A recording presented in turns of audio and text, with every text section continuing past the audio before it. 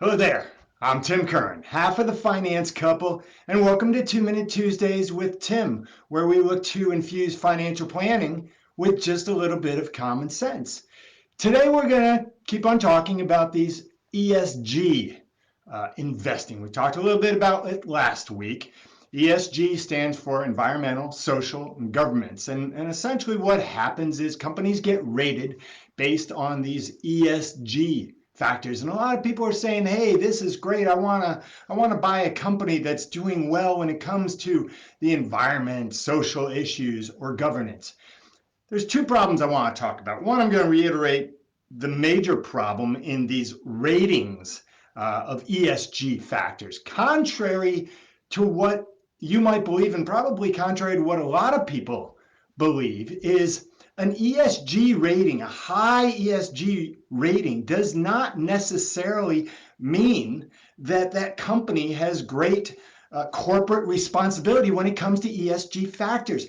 In fact, a lot of times what that ESG rating indicates is really how the measure is the degree to which a company's economic value is at risk due to ESG factors.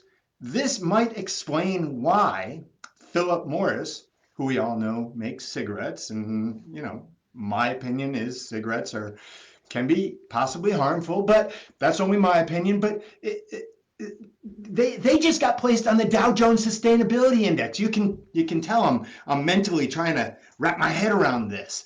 They literally got put into the Dow Jones Sustainability Index based on their ESG factors because they've said they've committed to a smoke-free future.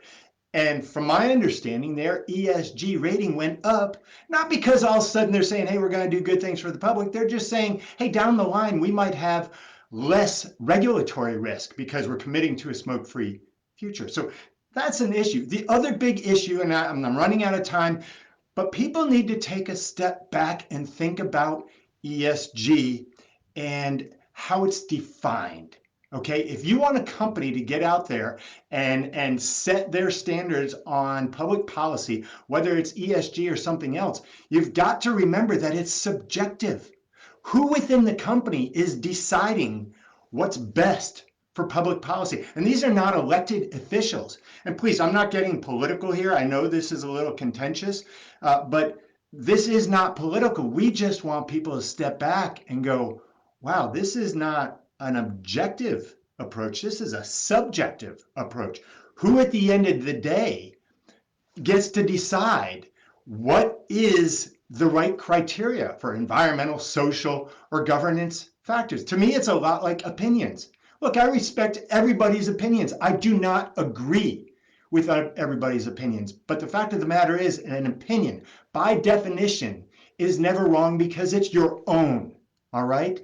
That's a lot like when you're looking at ESG factors, you've got to step back and remember how this can be subjective. I'm not pulling for the left or the right here. I'm just saying there's more to this story than just say, oh, those are great ESG ratings, I'm going to invest that company. I'm sorry I've gone way over my time, but this is an important topic. I'll probably touch on it again next week and add in some more mental dilemmas for you to consider. As always, thank you so much for watching this. Please share this with all your friends, like us on Facebook, send in any questions you want me to answer in the future, and please, as always, mind your state of mind. Take care.